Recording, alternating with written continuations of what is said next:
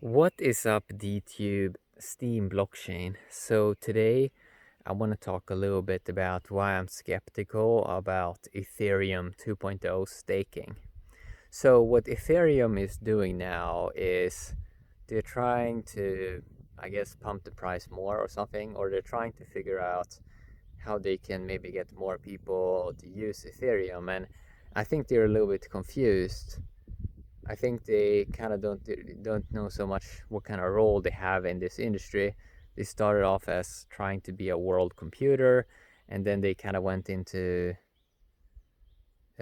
so-called DeFi niche with those buzzwords.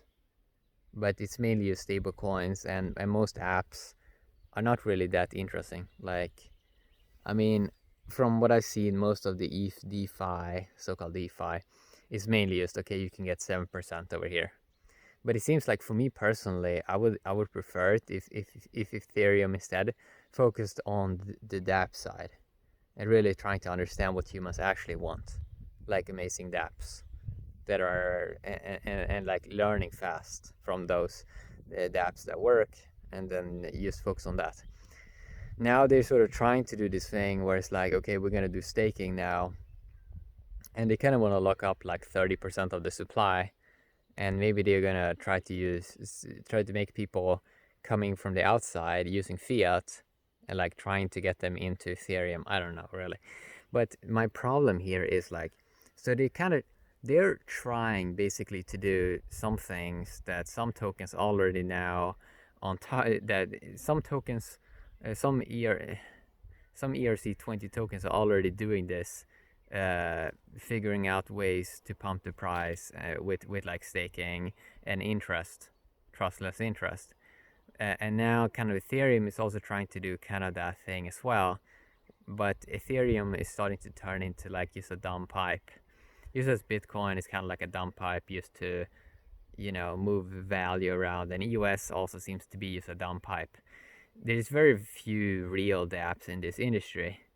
But what I think this industry should kind of try to focus on is focus on the few dApps that really works amazing. So for example, one thing that works really amazing is DTube. Another thing is EOS Dynasty. So there are a few of these things that works really, really well.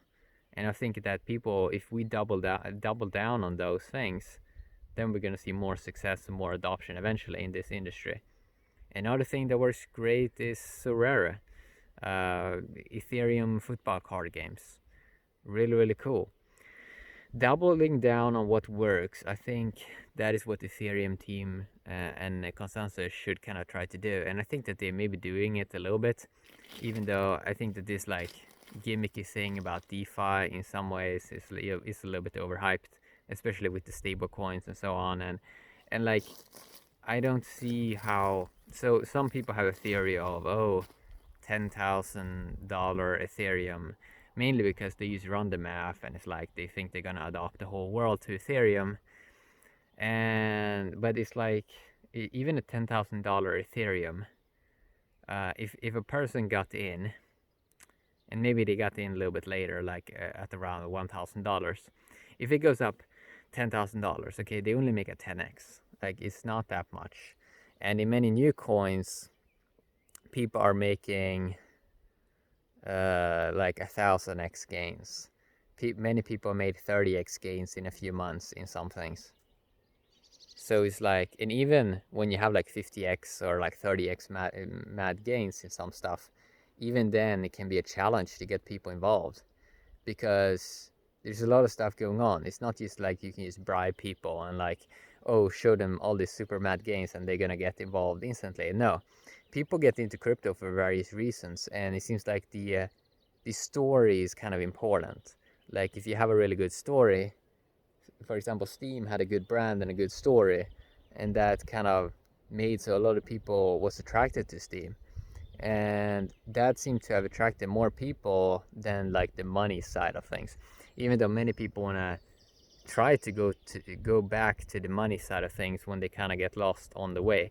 And maybe Ethereum with what they're trying to do with Ethereum 2.0, maybe they're kind of lost a little bit with this like DeFi thing. I think they should try to focus a little bit more on the dApp side. Like they should go look what kind of dApps on Ethereum works amazing, and maybe we should focus more on that and double down on that instead of trying to do these gimmicky things where they're just trying to figure out ways to give people a few more percentages here and there per year. And many of the projects are pretty lame. It's like, oh, pool your money together and maybe you can win something sometimes. It's like they're trying to go this kind of lottery path, which is just like, I don't know, it's kind of dumb. I mean, a lot of things you can play around with a little bit, but like, shouldn't we try to focus on how can we bring billions of people to crypto? And I don't think billions of people are going to come from like, oh, you can earn 7% with stablecoins, and maybe then in a few years it's even a few percentages less. Like, why don't we focus on scale instead? Like, how can you get billions of people into this? And then you have to look at the dApp. I think you really have to look at the dApp side, and you also have to look at how can we make coins where people can get in early and become like a true whale in that kind of network. Because yeah, so it's like, and I also think we need to print more value. We need, because it's like, it's just math, right? We need to get more tokens in people's hands, and the only way we can do that is to print a lot of value. And the only way we can get that working without having a massive price drop is to retain value in the dApp. So for example, DTube has amazing new content daily, and it's like people are using proof of brain to really try to improve what they're doing. Okay, they're trying to become better, right? They're not trying to just do like low lazy content. They're trying to make a good thumbnail. They're trying to consider things from different angles, and it's kind of cool, right? It's kind of cool to see someone growing and like trying things and so on. So yeah, you need amazing dApps, I think, to like try to onboard billions, and you need to print a lot of value. And it doesn't seem like Ethereum is focusing on this.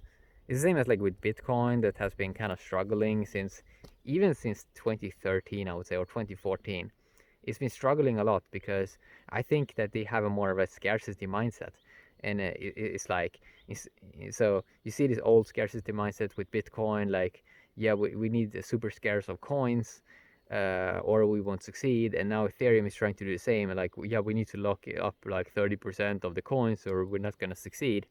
But there's also another side of that, another side you can look at it, and that is extreme abundance. It's like, if you have extremely good dApps, and if you can onboard the masses, like billions of people, you can print a lot of value and still be good, you know? But there are these like narratives